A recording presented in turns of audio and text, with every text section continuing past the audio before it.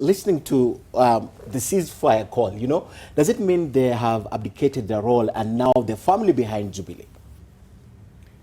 I do not want to look at it within that prism. I want to look at it from the context that there was a handshake. And to try to deconstruct the handshake, particularly see it in the context of what President Uhuru Kenyatta said during the National Prayer Day, that I could give you a few more. You remember the preacher said that he wondered whether Kenya could lend the United Kingdom a prime minister, and Deputy President William Ruto said, yes, we have a retired one here whom we could give you. And President Uhuru Kenyatta said that I could give you a few more other people so that I could have peace for the next 3 years. And when we talk about the handshake, I think that is the context within which we should try to deconstruct and understand it. That we have tended to understand the handshake as meaning that there was now going to be a ceasefire in the streets, in the estates, and in the villages where Kenyans had been engaging each other, and which is true that that was happening. But I think that President Kenyatta, in a sense, saw what was coming. And he thought that he needed to be able to carry on peacefully. And peacefully in the sense that the handshake has helped him to combat the domestic tsunami. Because what we are seeing today, and which is being externalized, is a Jubilee domestic affair which they have failed to manage. And having failed to manage that domestic affair, they are externalizing it. At least a part of Jubilee is externalizing it and looking for scapegoats outside. These blows which Deputy President William Ruto is throwing around rather liberally at the ODM leader are actually proxy blows. They are blows that are intended for President Uhuru Kenyatta. And because he cannot pluck enough courage to throw them at him squarely, he throws them at the easiest punching bag in the way, and that easiest punching bag is the ODM leader. But basically, if you listen to him, if you deconstruct these things, William Ruto is talking to Uhuru Kenyatta, and he's talking like someone who is in panic because he has an excessive appetite for political power, to the extent that he does not even seem to recognize that even today, as he sits, he wields some political power which he could exercise in a decent and acceptable manner. And so, like Ahab, the whaler in Herman Melville's book, Moby Dick, he cannot recognize any other whale in the waters. There's a specific white whale that he must catch. And so he forgets about that and he must trouble the waters. Okay. So this is a domestic thing which is being externalized, which is being made a national thing that it is not. But Sifuni just mentioned specifically that the jobs are meant for the ODM leader. I don't know how you relate it and deconstruct it. Now you think it's meant to President Uhuru Kenyatta? In the sense that he's the easy punching bag. You know, when you cannot hit at the target, when you are afraid, then you hit at the next fellow.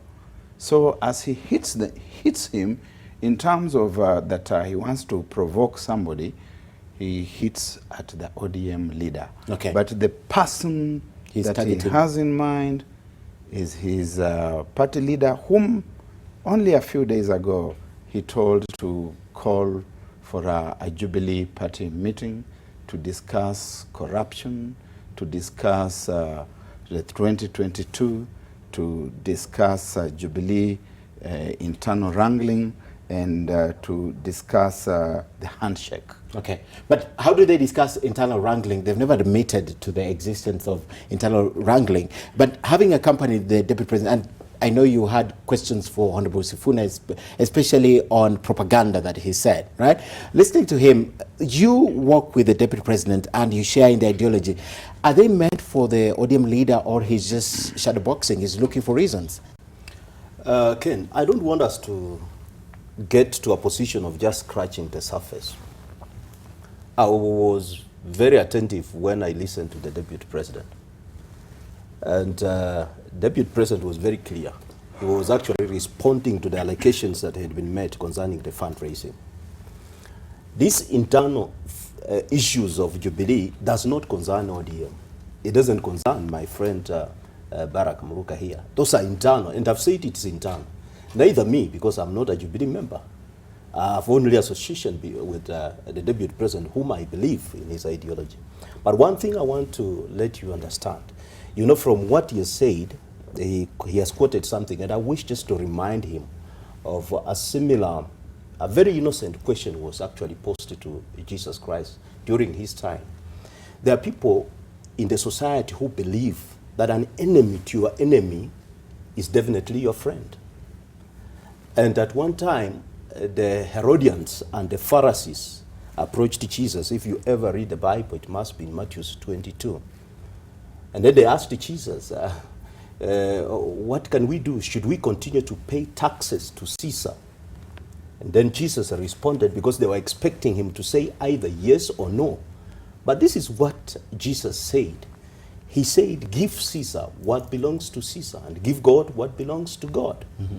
Basically, what Jesus was implying, because the coin of Caesar had the image of Caesar. So when we go to church with the Deputy President, we are not going because of money. First, we are going to worship as believers. That is the essence. But again, it does not restrict you to give what you have. At all, at all. It doesn't at all. It doesn't restrict you at all. And it's not the duty of the churchmen to investigate. We have the agencies of corruption here to do that kind of job. Are you trying to say they should not be raising issues of corruption? No, I'm not saying they should not be raising. Okay. But you should not say, now we should bar people not to give offerings, not to do fundraising. Fundraising is an African social spirit of assisting the least fortunate, at least to succeed. Is that the message really you're sending out there? Actually, that is the message. That is why we do that. Yeah. Let me answer the question he asked on what the propaganda is. The propaganda, the heaviest propaganda in the Deputy President's speech was on the causes of poverty in this country. People are impoverished by government policy. People are impoverished by bad manners of people stealing money that is meant for development to empower our people. If we dealt with corruption, for instance, and the bad policies that we have seen in previous governments, including this government for which he is a member, then probably our people would not be in the position that we are. Okay. We are making the point that you cannot make Harambes the basis of development in this country. It actually pains me when I hear a member of parliament saying, I was accompanying him to do development. That means you don't know why you were elected to parliament. You don't know the role of a member of parliament.